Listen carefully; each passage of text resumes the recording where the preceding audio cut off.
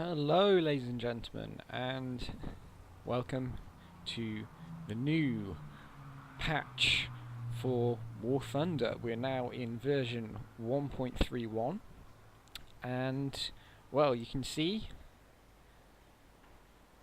quite a bit has changed. We've got, instead of a hangar, we've got a nice little runway scene going on here.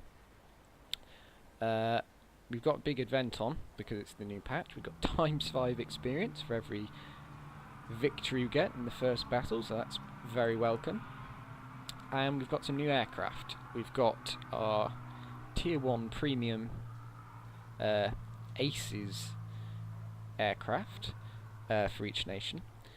And so you can get one of them free for the first time you go into a battle with a nation. You'll get that aircraft free, basically. It will be a gift for you.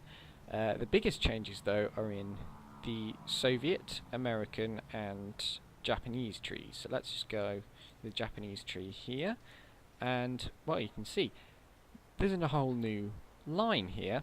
We've got heavy fighters.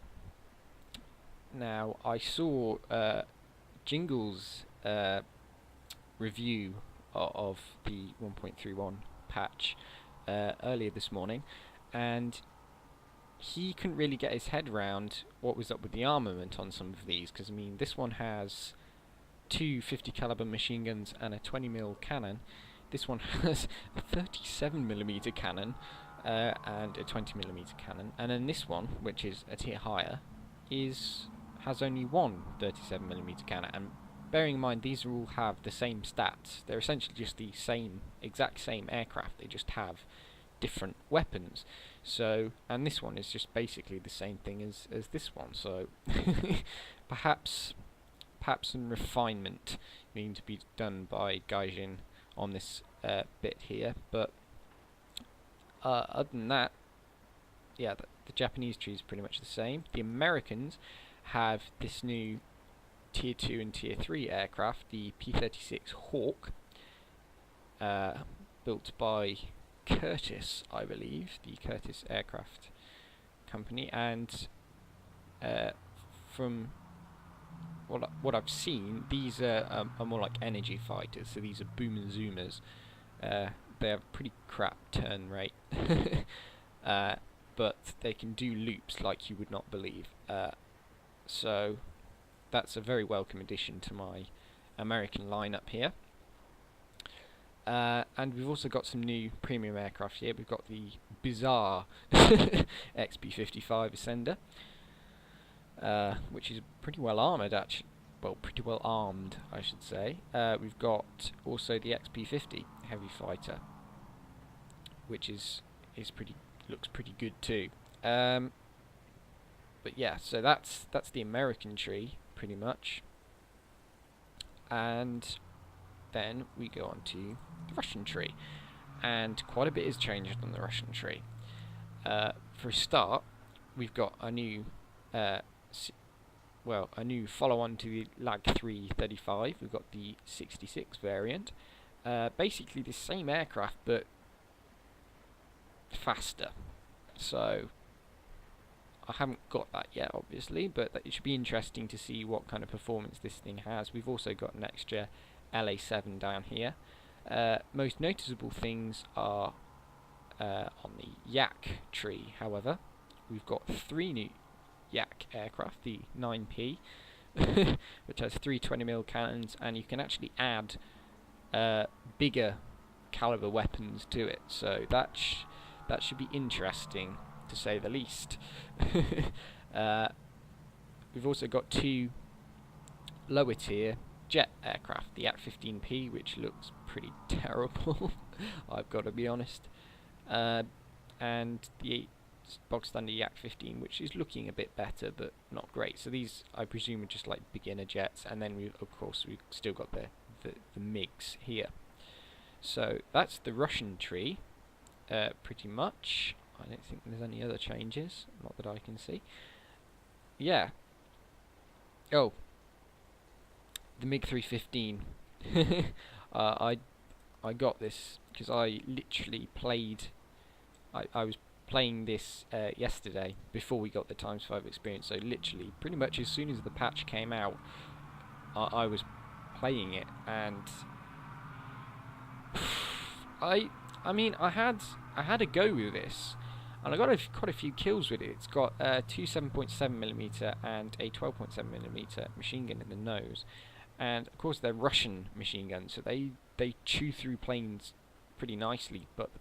And this thing's fast, pretty seriously fast. You can get up to 368 miles per hour at tier 4. So that's sort of, we're going into MT202 Volgore territory here. But the main problem with this is, look at it. It's a wide aircraft. It's a big, chunky thing, and it shows in the performance. Basically, for me, it's pretty sluggish. I mean, the lag 3.5, 21.5 second turn time. This has 18.5 second. So really, this should be more maneuverable. But I don't know if it's the size of the thing or something, but it feels more sluggish. If that makes sense, it feels like flying a whale around, and it's kind of hard to get your guns on the target. But once you do, obviously, it's pretty damn good. So, and you can pick up a hell of a lot of speed in a dive. So, mixed experiences with this new MiG-3, but I still think it's a good aircraft. Well, now I think we should go on to the section where I tell you why I haven't been uploading anything for days. And I apologise for this, but I've been having at home a problem with connecting to the internet. Basically, we've rearranged bits and pieces in the house, so basically it was I needed to rearrange how I connected to the internet, but we've sort of got a temporary fix going at the moment. So I can start doing my videos again, but that's why I haven't been uploading.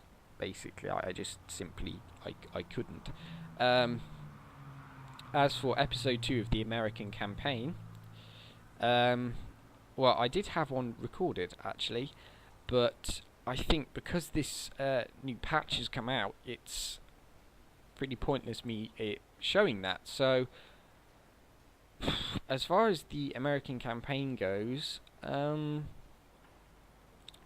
suppose we could continue it, but I think what I'm going to do is, because my computer isn't really suited to editing that much, it takes a while to get the editing done on the videos.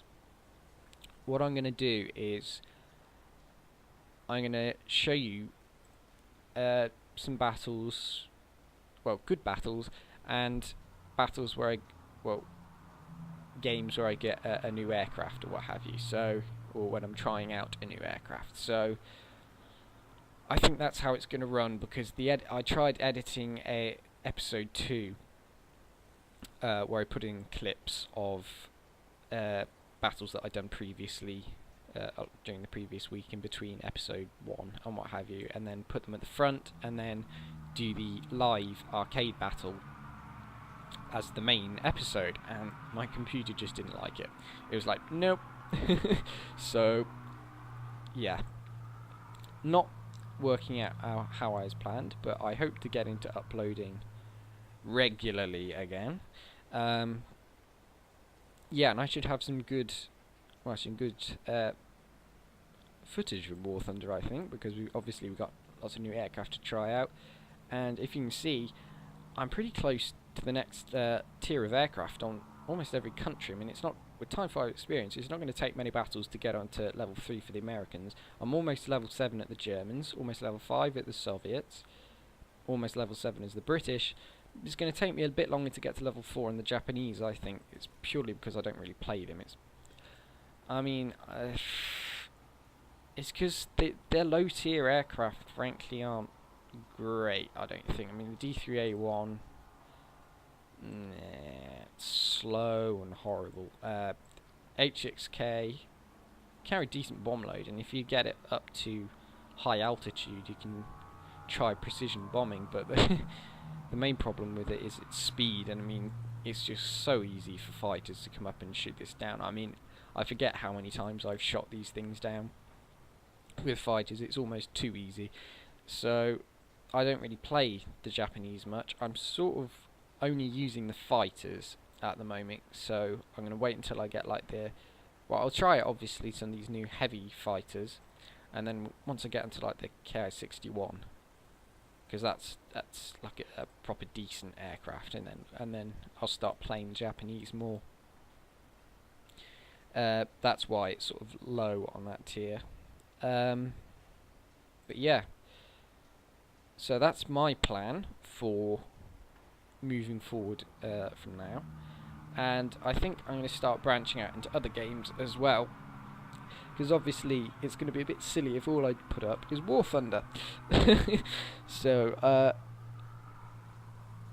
going to widen things out, maybe do some more World of Tanks, because obviously I've only got that one sort of replay I showed you.